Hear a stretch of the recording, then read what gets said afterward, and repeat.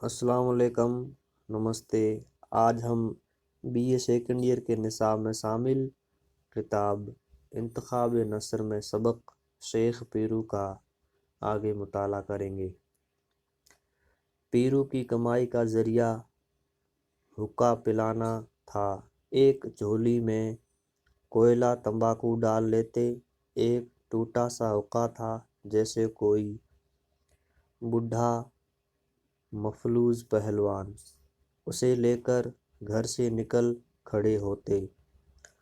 کتا ساتھ ہوتا، کبھی کتا آگے یہ پیچھے اور کبھی یہ آگے کتا پیچھے۔ یہ واقعہ ہر روز اس تواتر اور پابندی سے پیش آتا کہ لوگ کتے کو پیرو اور پیرو کو انہی کا کتا سمجھنے لگے تھے، اور دونوں کے مجموعے کو حقے کا ایک گہرا کش، تیز و تند بھی، خوشبودار اور پرکیف بھی، کیشف اور پر اثردار بھی۔ پیرو ہمیشہ کچھ نہ کچھ بڑبڑاتے رہتے۔ لوگ سمجھتے کتے سے گفتگو کر رہے ہیں۔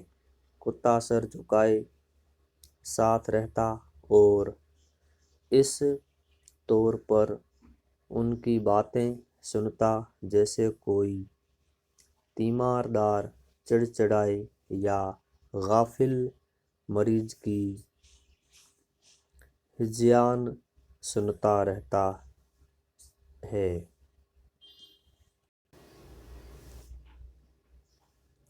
خود حقہ کسی کو نہ پیش کرتے، لیکن پینے والے پی لیتے۔ کچھ ایسا معلوم ہوتا جیسے ہر شخص پیرو کو پہچانتا ہے، ان کے مشن کو سمجھتا ہے، اور پیرو ہر شخص کو جانتے اور اس مقصد سے آگاہ ہیں۔ کوئی اجنبی ہوتا تو پیرو گم ہو جاتے اور کتا کان کھڑے کر لیتا۔ جس کے دل میں آ جاتا دے دیتا، یہاں تک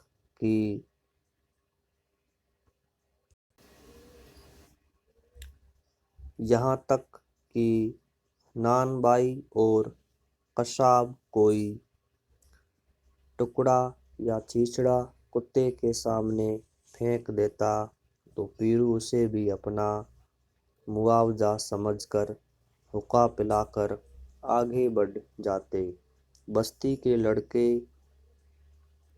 ان کو چھیڑتے، کوئی ان کو دیکھ کر چیختا چڑھاتا، کوئی ان کی جھولی کھینچ کر بھاگ جاتا۔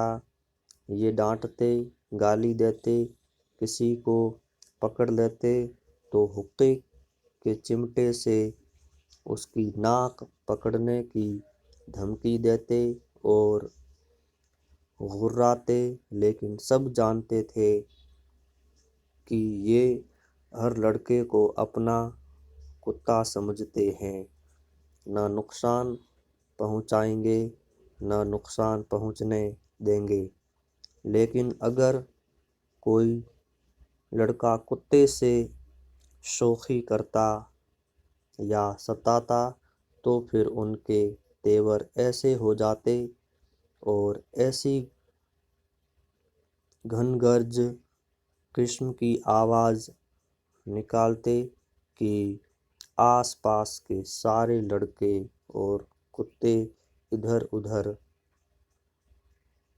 بھاگنے لگتے۔ بستی میں ہیضہ پھیلا، لوگ مرنے اور بھاگنے لگے۔ چند ہی دنوں میں ساری بستی سنسان ہو گئی۔ چوروں کی بن آئی، لوگ بیماری اور چوری کے بھنور میں تباہ ہونے لگے۔ پیرو اور ان کے کتے نے دن کے بجائے رات کو چکر لگانا شروع کیا۔ بیماروں کا علاج یا تیمارداری کون کرتا؟ مردوں کو دفن کرنا، جلانا مشکل ہو گیا۔ پیرو اور ان کا کتا ہر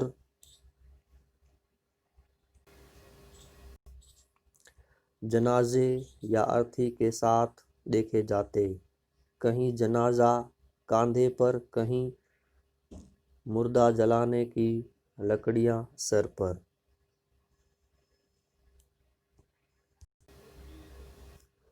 چور اور پیرو دونوں رات بھر بستی کا گشت لگاتے رہتے۔ ایک دن بارش ہو رہی تھی، رات کا وقت تھا، آگے پیچھے کچھ سجھائی نہیں دیتا تھا، رات زیادہ ہو چکی تھی، کہیں کہیں سے گھر گرنے یا مرنے والوں کے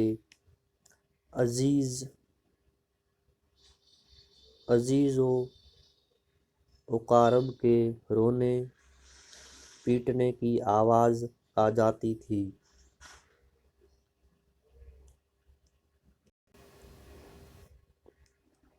پیرو حسب معمولی کتے سمیت گشت لگا رہے تھے، ایک ہاتھ میں بانس کا بڑا موٹا ڈنڈا، دوسرے میں حقہ، نظر طاریقی میں اور دھیان خدا جانے کہاں۔ ایک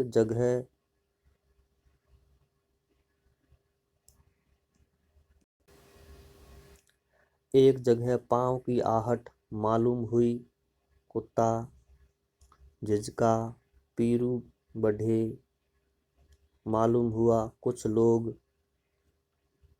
سرگوشی کر رہے ہیں۔ آوازیں یک بیک رک گئیں اور لاٹھی ہوا میں سنسناتی ہوئی پیرو کے بازو پر پڑی، حقہ چھوٹ پڑا، کتا بھونک کر پیچھے ہٹا۔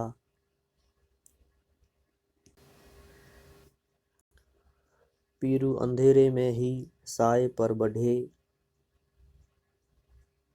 سائے پر جھپٹے، بکار کر گالی دے کر پیچھے سے آواز آئی، حقے والا بدمعاش ہے، جانے نہ پائے۔ پیرو کچھ غصے سے، کچھ کراہ کر، کچھ لاچار سے ہو کر بولے، ارے سامنے آ تو، بستی تباہ ہو گئی۔ حقے والے بدمعاش کو اس مہامری میں کوئی پوچھنے والا تو ملا۔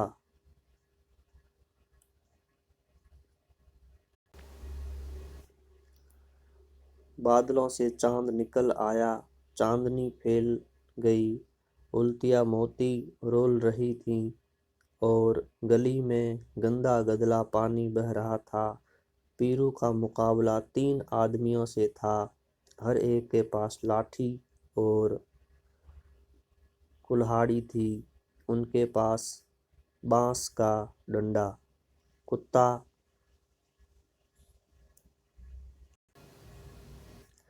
ٹانگوں سے لپٹا ہوا، یہ اس فکر میں کہ کتا دور ہو تو دشمن سے الجھیں، جب خطرہ بڑھا تو قوت فیصلہ بیدار ہوئی، جھکے اور کتے کی ٹانگ پکڑ کر سامنے چھت پر پھینک دیا۔ اسی دوران میں دشمن نے ایک لاٹھی رسید کی، پیرو نے بروقت وار خالی دیا، لیکن ان کے بانس کے پرخچے اڑ گئے، لاٹھی ہوا کو چیرتی ہوئی ٹین کے ایک سائبان کے لکڑی کے ستون سے ٹکرائی۔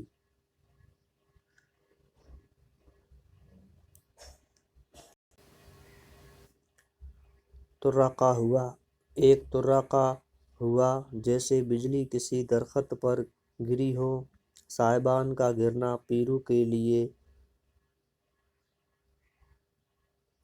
تائید غیبی ہوا۔ انہوں نے ستون اٹھا لیا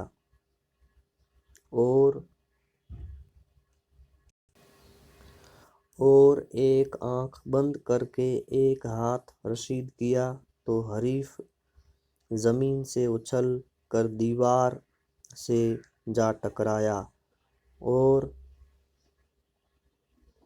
بتاشے کی طرح زمین پر وہیں ڈھیر ہو گیا۔ اتنے میں بقیہ دونوں نے کلہاڑی سے حملہ کر دیا۔ پیرو نے ایک ضرب کو ستون کے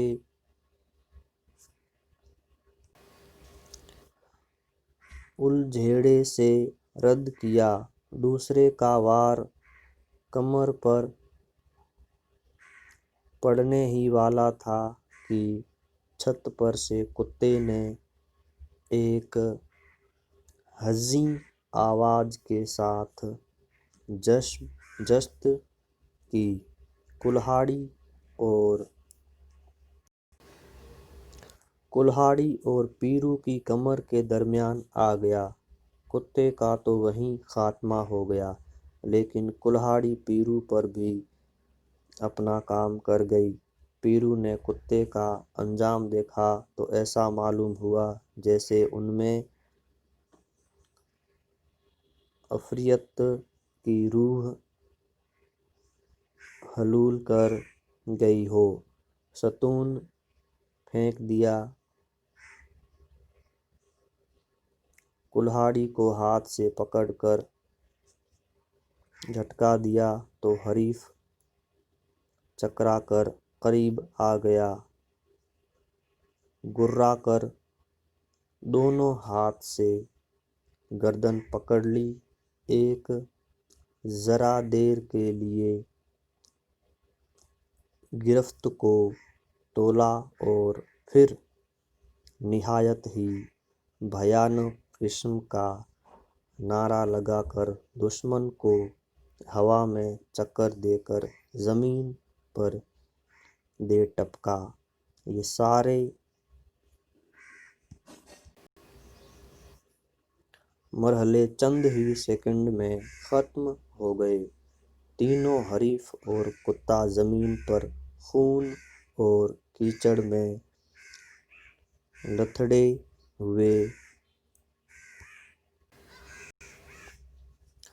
ٹھنڈے ہو چکے تھے۔ پیرو نے کراہ کر کتے کو اٹھا لیا، تھوڑی دور لڑکھڑاتے چلے، پھر گر پڑے۔ ہوا کا ایک تیز سرد جھونکا آیا اور نکل گیا۔ صبح کے وقت خبر مشہور ہوئی کہ پیرو مارے گئے۔ ان کے جنازے میں بستی کے وہ تمام لوگ تھے جو مرنے سے بچ رہے تھے یا بھاگ گئے تھے۔ پیرو کو سپرد خاک کر کے لوگ براہ راست اپنے گھروں کو واپس آئے، کیونکہ عوام کا عقیدہ تھا کہ بستی کے سب سے بڑے آدمی کے مر جانے کے بعد وبا کا بھی خاتمہ ہو جاتا ہے۔ شکریہ۔